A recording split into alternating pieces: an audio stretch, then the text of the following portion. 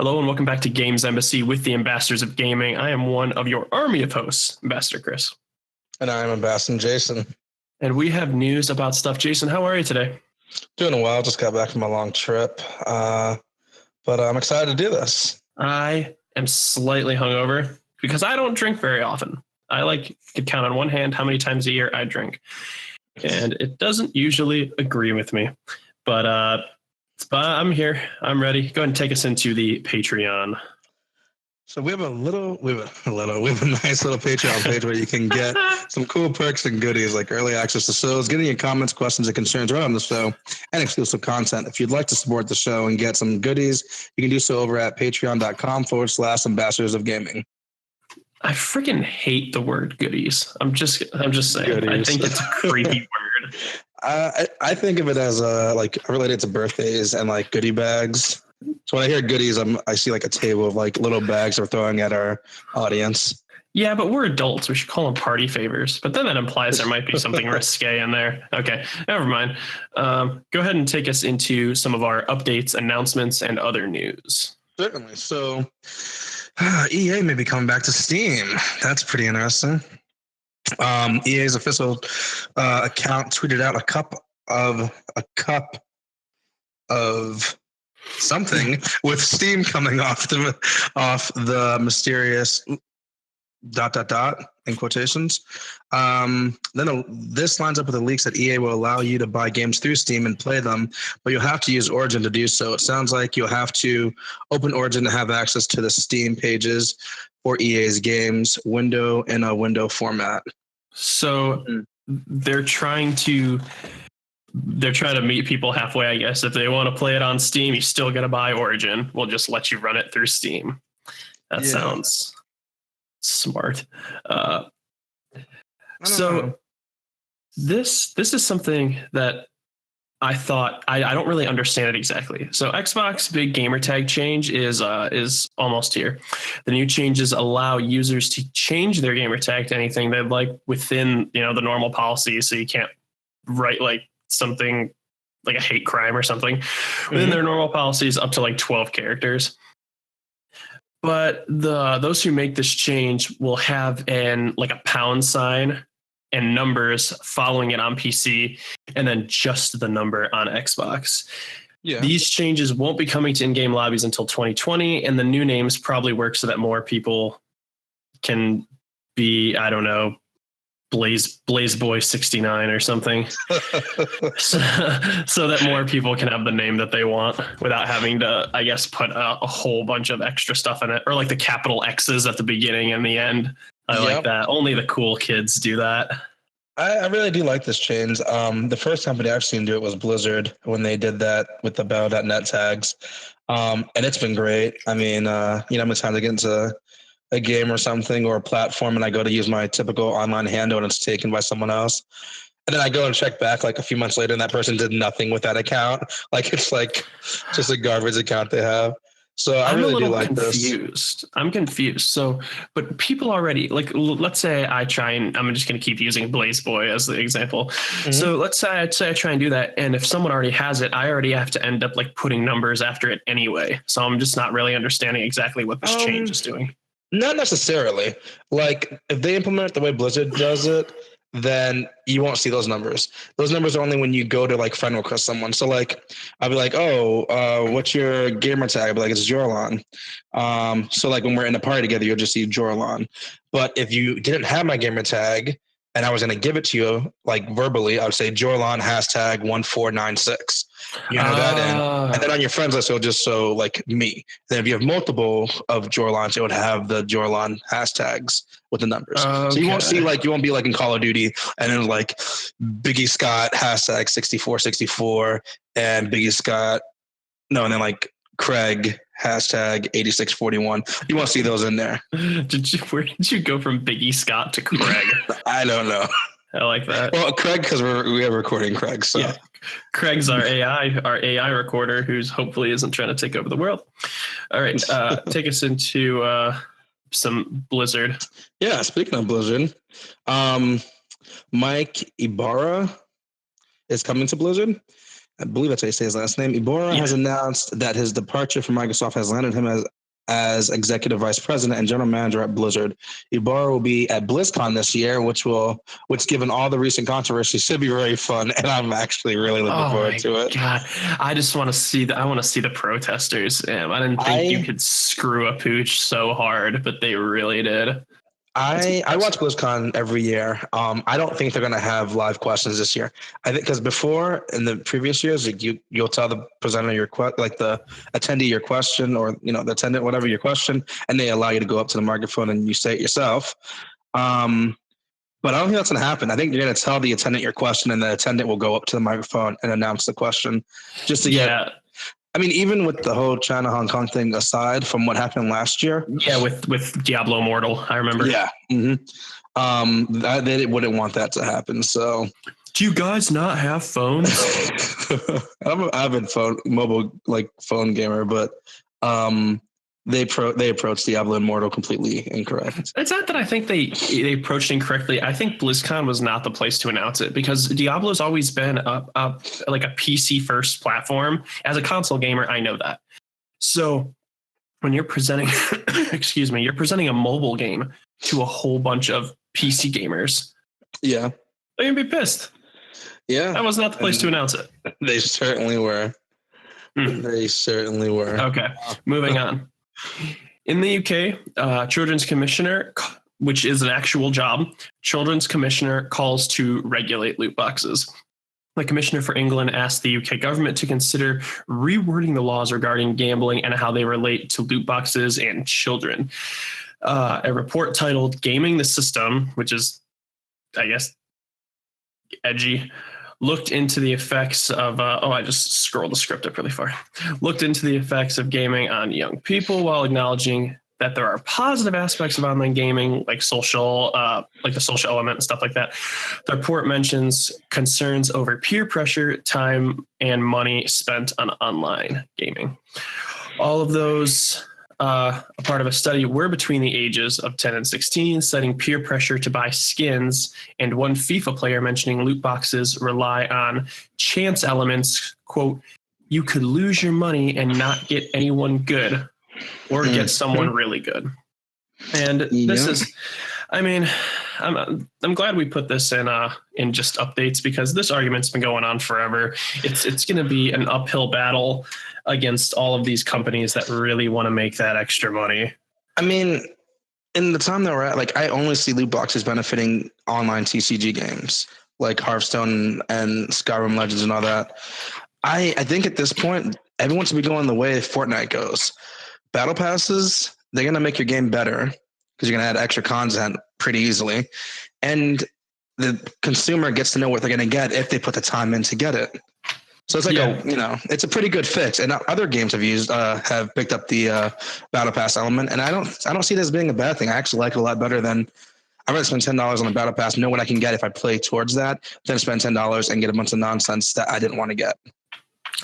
There was something I didn't think of, and one of my things is I'm totally fine with cosmetic loot boxes. I think that's fine. I don't mind the way Overwatch does loot boxes. Don't mind the way Fortnite does loot boxes. It's all cosmetic.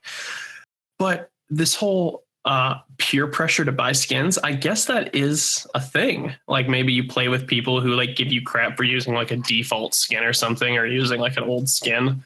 I just didn't really think of that. Which is why I'm not making studies like this, which is probably why someone smarter is. But yeah, it does happen. Yeah, take us out. So, oh man, WWE. Oh, I love this. I love this. Has been my greatest week of YouTube. It's so good. It's so awful.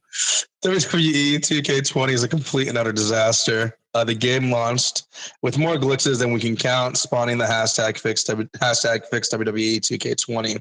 Sony is issuing refunds to players who are dissatisfied with the game's performance, according to GameIndustry.biz. However, some are having issues due to the 14-day policy Sony has. 2K gave its generic statement saying it's seeing people's concerns and is working to address them. This is the second game this year from 2K to launch in a buggy and unreliable state. NBA 2K20 launched earlier this year in a similar state. This is worse than NBA 2K20. Definitely. The videos and screenshots I've seen, like how to get past any of the checkpoints in development. Like it looks worse than last year's game. It plays worse than the Switch version of NBA 2K18, I believe it was, or NBA 2K17. I'm not sure which one was for the Switch. It plays worse than that. The legacy one where like it's just a reskin? Is that the one you're talking about? No, it's like they made the real game for the Switch, and it just runs so slow. Like it runs so slowly, and like if you have like a 4-player, like four wrestlers in the ring, it just runs incredibly slow. This is far worse than that because at any point you're gonna have players flying around the arena, the ropes just bouncing everywhere. Like the videos I've seen it's just absolutely hilarious. Like it's I don't really know how that happened. Like that just shows how greedy they are and how much they don't care. I don't think it's just, I mean, of course it's greed, but I also think if you recall that Kotaku article talking about Anthem's development shed some light on development when these developers, they got past those checkpoints because they knew they were there.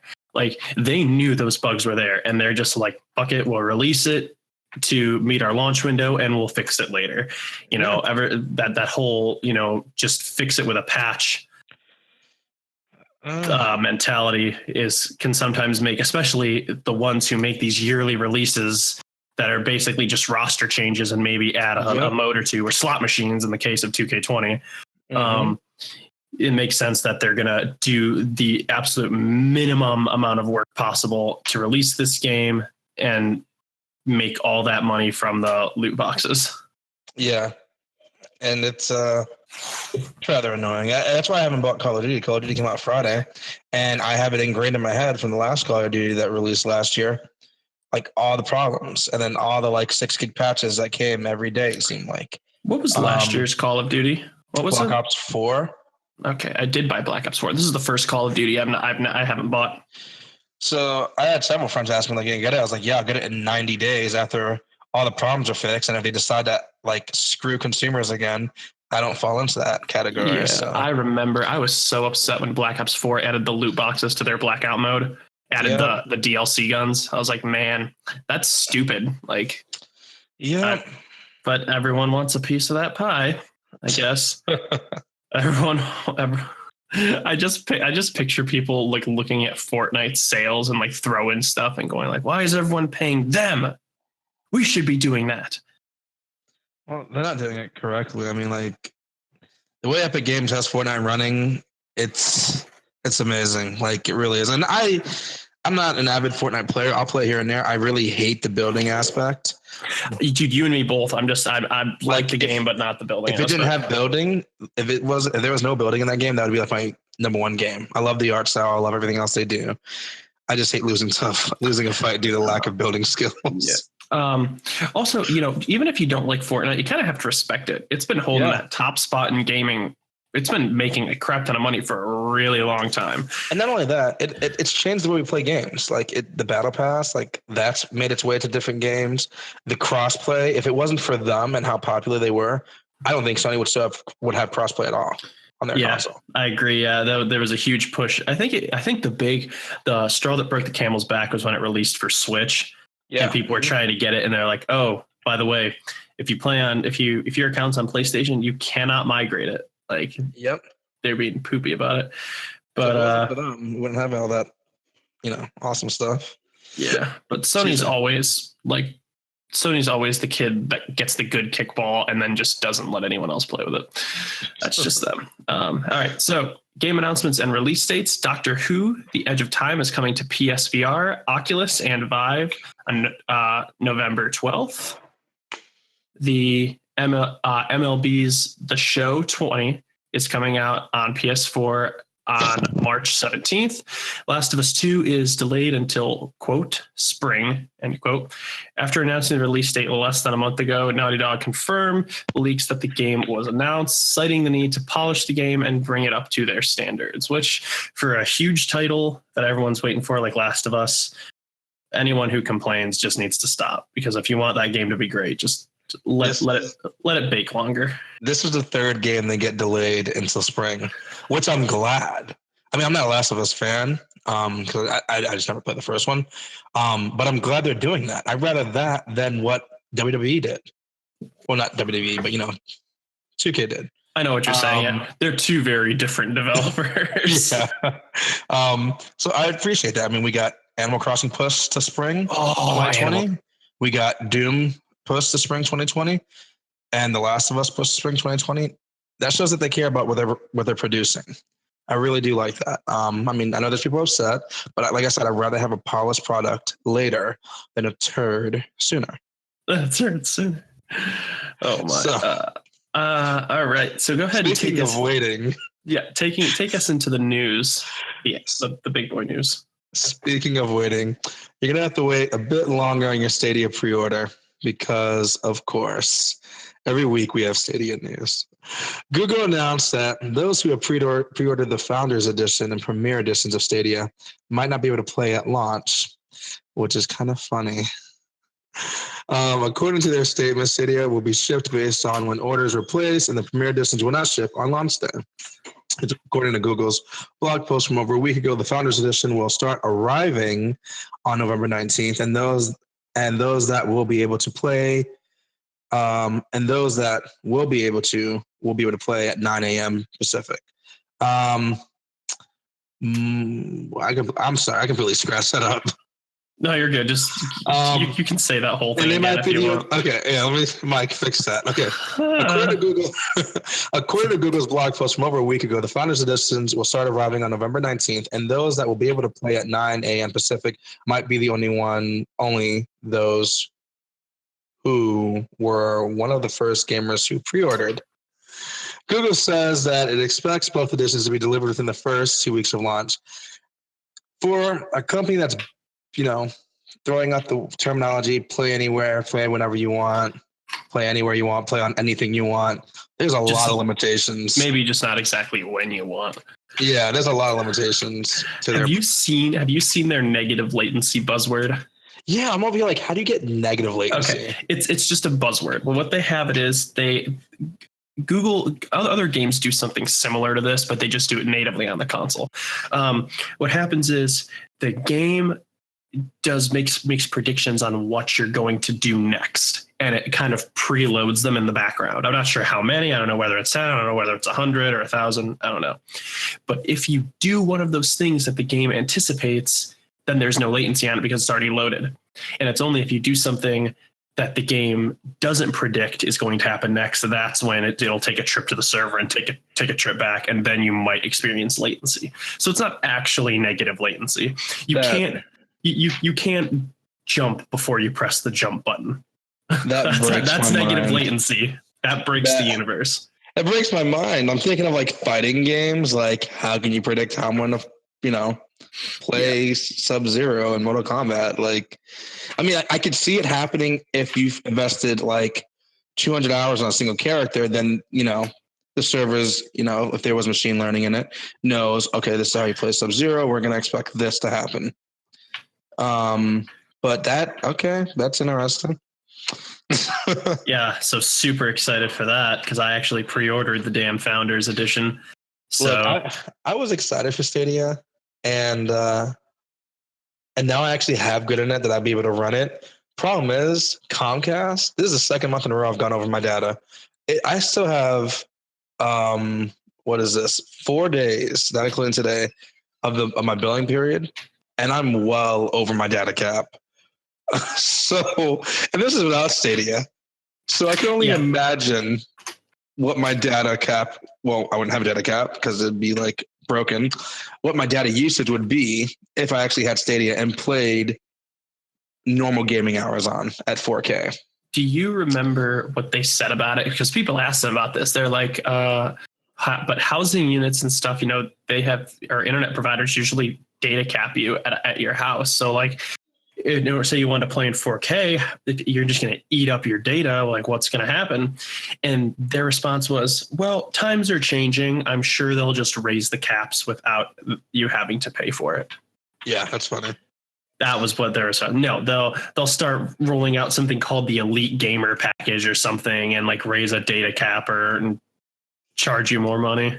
I will say that Comcast has raised my speed at home twice in the last 2 months for free. They've done that, but Really, Comcast? yeah. I went from having 175 gigs down to 225, and then a couple of days ago, I got another text saying they increased the speed, and I checked, and I'm almost at 300 now, 300 megabytes down. Maybe it's a hardware thing. Maybe they're upgrading, and those are like the new default speeds. Maybe. Yeah, could be. Not trying to down talk it. I mean, Comcast is known for being a shitty service, so I'm impressed. Well, it was an amazing service from CenturyLink, man. I was sitting at paying for 20 megs and getting like 9. So I'll gladly take 175 for what I'm paying. Oh man, those few years I was on Comcast, they were not pretty. I'm not sure why this is exactly in the news section. It sounds more like an update, but I will say it anyway.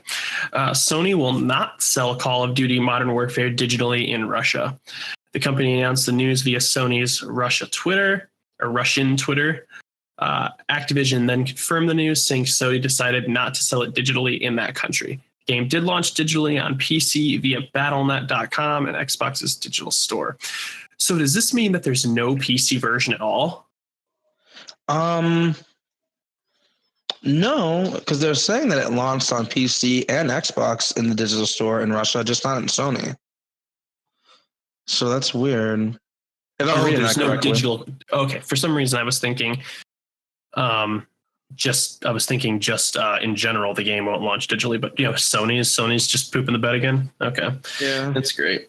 They're really good at that. Here comes some more awesome Sony news. Sony's reportedly looking to sell the PlayStation Vue. The company is looking to sell off its TV streaming platform as it looks to focus more on streaming games with your awesome data cap. While we do not know the specifics of Vue and its financials, according to Sony sources, the company thinks that Vue loses money mostly due to the cost it pays for content.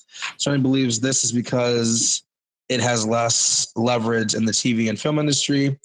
Sony owns Sony Pictures and the new PlayStation production studio, so it has connects into that industry. But they are known to make less money than most of their competitors in the TV and movie space, i.e., they're bad at it. According to the report, only 500,000 U.S. households are subscribers. That is of the 100 million PS4s sold worldwide. That is an insanely low attach rate. But what I would like to know, though, that's 500,000 U.S. households. We're comparing that to 100 million PS4s sold worldwide. What is the worldwide number of subscribers? I don't know. Would be more accurate than, it might be more accurate to know the entire, but it might be on a place-to-place basis. It might be doing well in some places and doing bad in others, like Wind Waker. What happened with Wind Waker? Wind Waker sold, when it released, Wind Waker sold absolutely terribly in the US.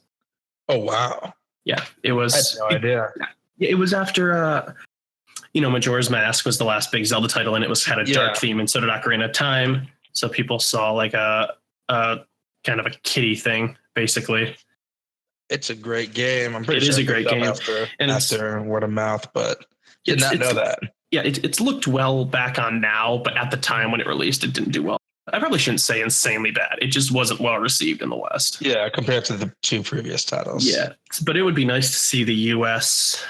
I mean, I'm sure you could, with a Google search, find like how many PlayStation 4s are sold in the U.S. And I'm sure it's out of 100 million worldwide. I'd say even then, it's going to be a pretty small percentage. Yeah. Yeah. So that's great. More people poop in the bed. I'm excited. Okay, Fallout First is announced and immediately creates a new Fallout 76 PR nightmare. It's like Anthem and Fallout 76 are fighting back and forth as to who can be absolutely worse to their community, and I think 76 is winning. Yeah. I think 76 is winning. So after announcing that the free NPC update would be delayed until 2020, Bethesda announced it will offer a premium subscription to the online Fallout game. The subscription is $12.99 per month in US or $99.99 a year. I don't know why I said that. It's $100 a year. The membership includes, it's called Fallout First, by the way. The membership includes private worlds, sorta. We'll talk on that later. Private servers for up to 8 people, unlimited storage scrap box, a new fast travel point, 1,650 atoms per month, which is basically $16.50, an exclusive Ranger armor outfit, and exclusive icons and emotes. And, obviously due to the recent delay of the NPC update and the general state of Fallout 76, Bethesda basically are hated even more now. In addition to that, this is, pardon the pun, the fallout from their decision to have a premium subscription, it's much like everything else in Fallout 76, broken. And I will tell you why, because it's pretty great. The stash box has reportedly eaten players' items, never to be seen again. So that's pretty great. Private worlds seem to be previously inhabited worlds, like people have found places where things have already been looted, which doesn't make any sense if it's a completely private world. Players cannot set themselves as away or unable to join, so anyone on their friends list can join at any time, ruining the purpose of having a private world. Players have complained. Oh, one more thing. Aside from that, which they didn't mention here, you know how for Minecraft, you can make a realm and you don't have to be online. Like a whole bunch of other, your friends that you have invited to it can just go on and use it. You don't need to be online, even though you created it.